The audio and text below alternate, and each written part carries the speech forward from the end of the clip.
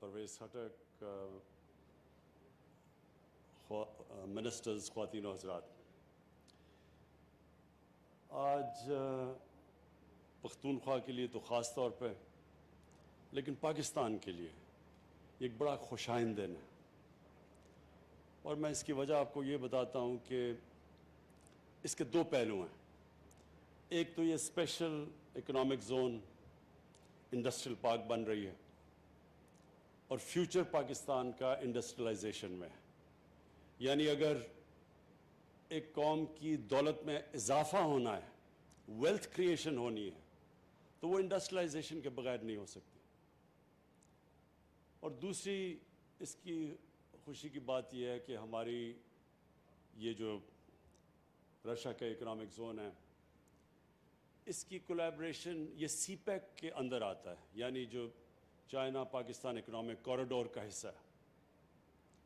یہ بھی بڑی خوشائن چیز پاکستان کے لیے اس لیے ہے کہ آج اگر دنیا میں جو سب سے تیزی سے ملک ترقی کر رہا ہے وہ چائنا ہے، اور اس کی جو ترقی ہے اس سے ہم سب سے زیادہ سیکھ سکتے ہیں۔ جو مغرب کے ملکوں کی انڈسٹریلائزیشن ہے وہ پرانی ہے، اور وہ اس سے ہم ریلیٹ نہیں کر سکتے، یعنی اس کی جو انڈسٹریلائزیشن ہے اس سے پاکستان اتنا نہیں سیکھ سکتا۔ لیکن چائنا کی سب سے ریسنٹ، یعنی جو انڈسٹریلائزیشن ہے وہ پچھلے 30-40 سال میں چائنا انڈسٹریلائز ہوا ہے، اور جس تیزی سے ہوا ہے اس سے ہم بہت کچھ سیکھ سکتے ہیں۔ میں رشیا کے اکنامک زون کے لیے ایک چیف منسٹر صاحب آپ کو پہلے ایک وارننگ دے دوں۔ یہ جو مجھے آپ دکھا رہے تھے کہ اس میں بڑا انٹرسٹ ہے لوگوں کی، اس کو کالونائز کرنے کا، زمینیں خریدنے کا۔ یہ ان کی زمینوں کو بالکل بیچے نہ۔ یہ تو بڑا اچھا ہو گیا کہ ہمارا سینچری سٹیل آ چکا ہے، چائنیز کی فرم، وہ تو آ گئی، لیکن ان کو لیز پہ رکھیں، اور لیز پہ کم پیسے پہ لیز کریں، کیونکہ جو بیچیں گے، خطرہ یہ ہے کہ جب آپ ان کو زمینیں بیچیں گے یہ پھر ریل اسٹیٹ بن جاتی ہے۔ ہماری جو کئی انڈسٹریل زونز ہیں وہ ریل اسٹیٹ اسپیکولیشن میں چلی جاتی ہیں، قیمتیں اتنی بڑھ جاتی ہیں وہاں کہ وہ جو انڈسٹری ہے وہ وہاں آتی نہیں ہے، کیونکہ انڈسٹری اگر پہلے اتنی مہنگی زمین خریدے گی، پھر اس کے اوپر انڈسٹری لگائے گی، تو اس کے پاس نفع تو نہیں بچنے لگا زیادہ۔ اس لیے وہ انڈسٹریلائزیشن کے سامنے بہت بڑی رکاوٹ ہے کہ یہ جب اسپیکولیشن میں زمینیں بکنی شروع ہو جاتی ہیں۔ لہٰذا ان کو لیز پہ دیں، کیونکہ میں یہ چاہتا ہوں کہ صحیح معنی میں جو لوگ انڈسٹری لگانا چاہتے ہیں وہ یہاں آئیں، بجائے اس کے کہ لوگ جو پراپرٹی کا وہ جو سارا پاکستان میں پراپرٹی کی قیمتیں بڑھتی جاتی ہیں صرف اسپیکولیشن پہ۔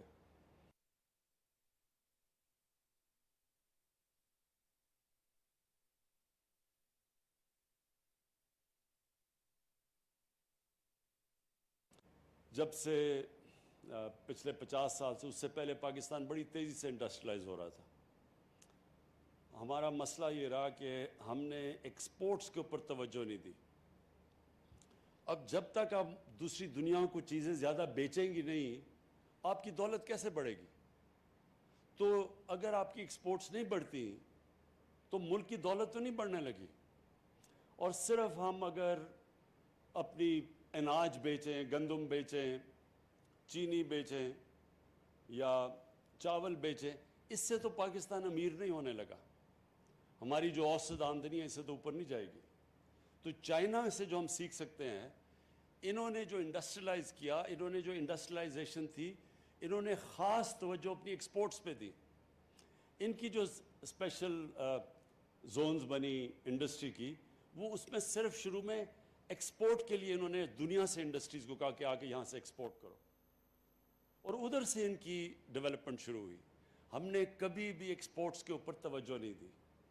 تو یہ جو رشیا کی جو انڈسٹریل اسٹیٹ جو اسپیشل اکنامک زون بن رہی ہے، اور وہ بھی سی پیک کے نیچے، یہ ہمارے لیے ایک بہت بڑی اپرچونٹی ہے کہ جو آپ کی یہاں اتھارٹی بنے گی، اس کے لیے بڑا ضروری ہے کہ پریفرنس دیں، اگر زیادہ آنا چاہیں ایکسپورٹ کی انڈسٹری کو پریفرنس دیں۔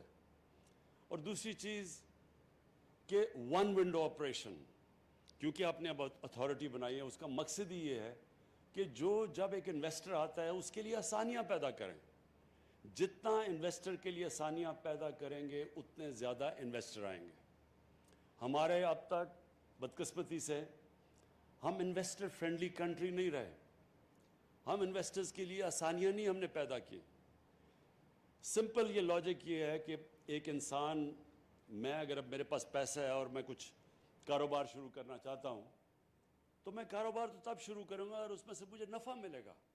میں خیرات کے لیے تو کاروبار نہیں لگاتا. تو انویسٹر ادھر آتا ہے جدھر اس کو پروفٹس ملیں.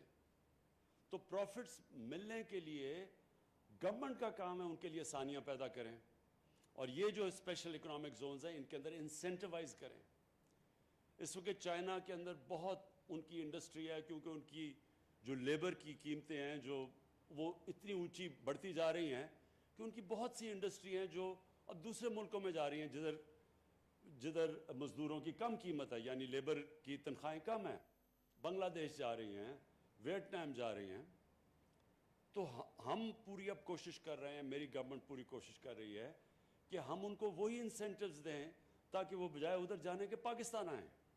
کیونکہ ہمارے اس وقت پاکستان ایک اٹریکٹیو جگہ بن سکتی ہے. صرف ہمارا مسئلہ یہ ہے کہ وہ جب انویسٹر آتا ہے تو ہم اس کے لیے اس طرح کی آسانیاں نہیں پیدا کرتے، اس کی رکاوٹیں نہیں دور کرتے.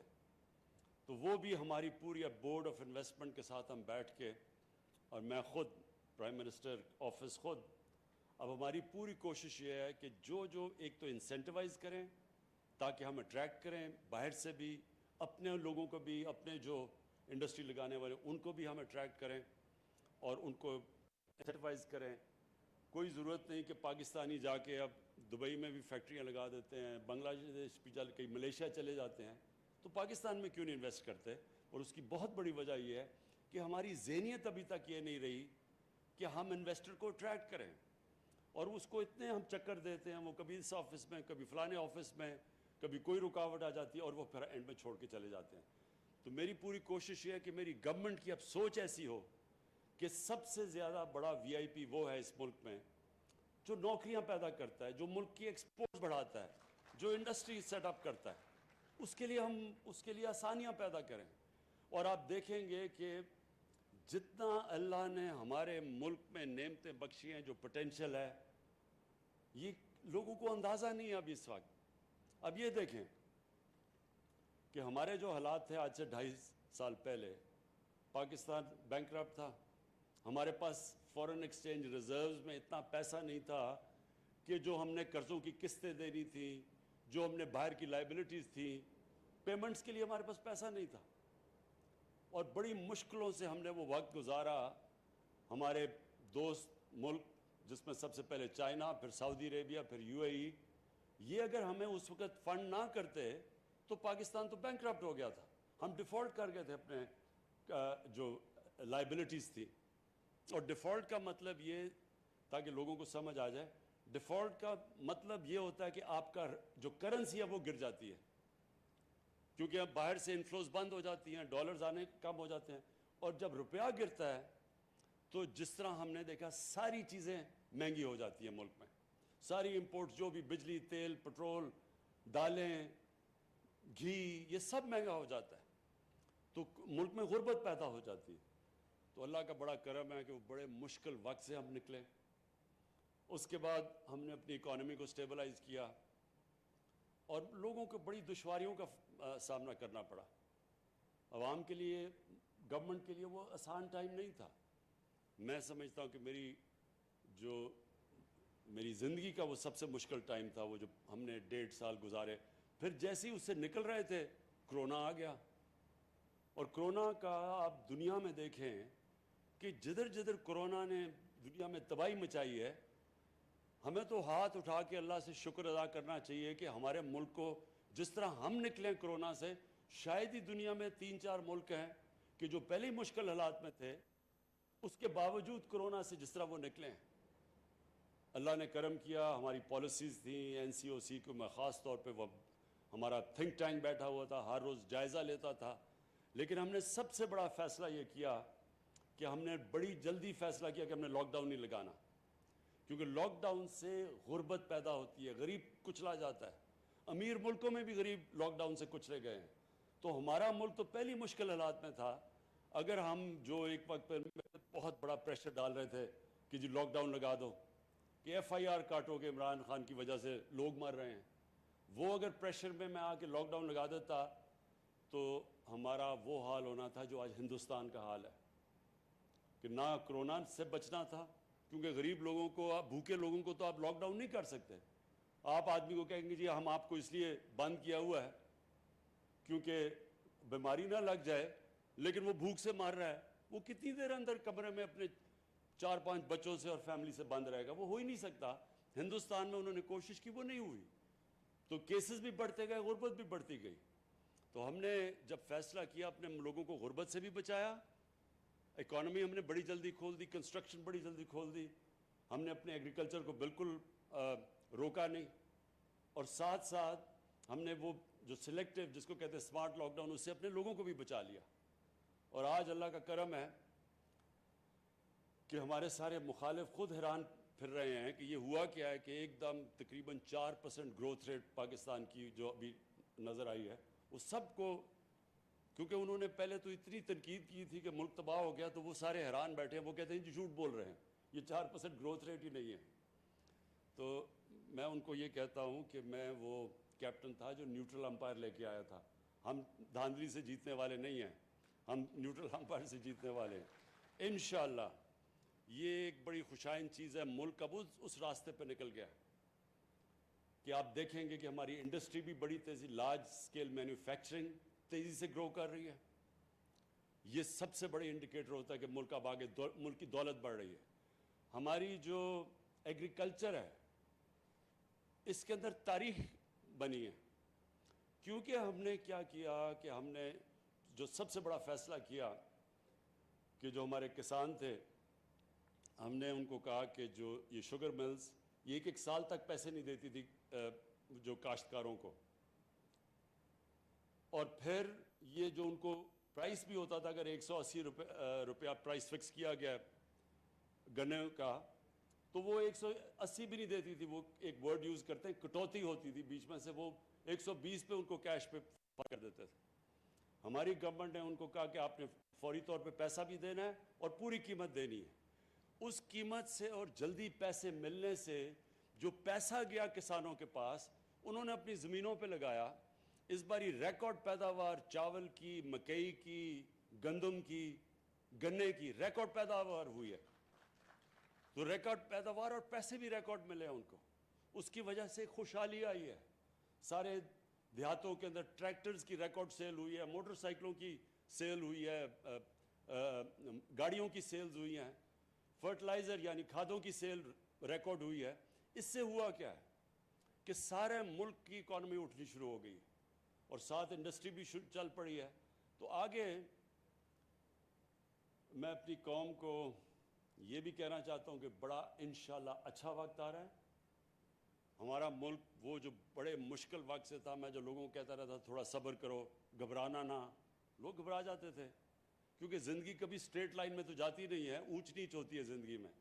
تو جب نیچ آتی ہے زندگی میں تو انسان کو صبر کرنا چاہیے۔ قرآن میں اللہ نے کہا ہے کہ جو انسان کی سب سے اچھی صفت اللہ کو پسند ہے، مشکل وقت میں صبر کرنا، وہ کرتا ہے جس پہ اللہ کے ایمان ہوتا ہے۔ اور پھر قرآن کی آیت ہے کہ ہر مشکل کے بعد میں آسانی پیدا کرتا ہوں، لیکن یہ ایمان والے لوگوں کے لیے۔ اور اللہ کا کرم ہے کہ اب ہمارے لیے جو بہت مشکل وقت تھا وہ نکل گیا۔ جو میں اپنی قوم کو آگاہ کرنا چاہتا ہوں، جو اب خطرہ ہے ایک، وہ خطرہ یہ ہے کہ جیسے جیسے اب ہماری اکانومی بڑھتی جا رہی ہے، پریشر اب پڑے گا ہمارے کرنٹ اکاؤنٹ کے اوپر۔ کرنٹ اکاؤنٹ کا مطلب ہوتا ہے کہ ڈالر ملک میں کتنے آ رہے ہیں اور ڈالر ملک سے باہر کتنے جا رہے ہیں۔ ابھی تک جو پچھلے 8-10 مہینے میں ہمارا کرنٹ اکاؤنٹ، جو جب ہمیں ملی تھی گورنمنٹ 2.5 سال پہلے، 20 ارب ڈالر کا خسارہ تھا، پاکستان کی تاریخ کا سب سے بڑا خسارہ ہمیں ملا تھا۔ اب پچھلے 10 مہینے سے جو ہمارا کرنٹ اکاؤنٹ ہے وہ سرپلس پہ ہے، تو ہمارے ملک میں زیادہ ڈالرز آ رہے ہیں بنسبت باہر جانے کی، جس کی وجہ سے ہمارا روپیہ، یہ بھی پاکستان میں تاریخ پہ بڑا کم ہوا کہ پچھلے کتنے مہینے میں ہمارا روپیہ مضبوط ہوتا گیا ہے اور ہم کوئی مارکیٹ کے اندر اپنے پیسے نہیں، ڈالر نہیں پھینکے، خود ہی مارکیٹ فورسز سے مضبوط ہوتا گیا ہے۔ اس کا مطلب ہمارے ریزروز بڑھتے گئے ہیں، تو ملک اس وقت ٹھیک جگہ پہ کھڑا ہے۔ لیکن خطرہ یہ ہے کہ جیسے جیسے ہماری اکانومی گرو کرے گی تو ہمیں امپورٹس کی زیادہ ضرورت پڑے گی، ہمیں مشینیں باہر سے زیادہ بلانی پڑیں گی۔ جب تک ہمارے ملک خود یہ چیزیں نہیں بناتا، تو خطرہ یہ ہے کہ ہماری جیسی جیسی اکانومی گرو کر رہی ہے، ہماری کرنٹ اکاؤنٹ کے اوپر پریشر پڑے گا، ہمارے ملک سے زیادہ ڈالرز باہر جانا شروع ہو جائیں گے بنسبت اندر آنے کے۔ اس سے ہم نے اب بچنا ہے۔ ابھی تک تو ہمیں اوورسیز پاکستانیوں نے وہ کام کیا ہے جو کبھی پاکستان کی تاریخ میں پہلے نہیں کیا، ریکارڈ ریمیٹنسز بھیجی ہیں انہوں نے ہمیں، وہ پیسہ بھیجا جس کی وجہ سے بہت بڑی وجہ کہ ہمارا روپیہ مضبوط ہے۔ تو انشاءاللہ ہم جو اب پلاننگ کر رہے ہیں کہ جس کو کہتے ہیں سسٹینیبل گروتھ، کہ ہم جب اب اپنے ملک کو آگے بڑھائیں گے تو ساتھ ساتھ ہم نے اس کے اوپر نظر رکھنی ہے کہ ہمیں پھر کبھی آئی ایم ایف کے پاس نہ جانا پڑے۔ آئی ایم ایف کے پاس ہمیں اس لیے جانا پڑتا ہے کہ جب ہمارا کرنٹ اکاؤنٹ ڈیفیسٹ میں چلا جاتا ہے، خسارے میں چلا جاتا ہے، ڈالرز کی کمی ہو جاتی ہے، روپے کے اوپر پریشر پڑ جاتا ہے، لہٰذا ہمیں پھر آئی ایم ایف کے پاس جا کے ان سے پیسے مانگنے پڑتے ہیں۔ تو ہم اب جس طرح جا رہے ہیں، ہماری کوشش یہ ہے کہ یہ اور اس طرح کی جو رشیا کا اکنامک زون ہے، اس سے ایکسپورٹس ہماری بڑھیں گی۔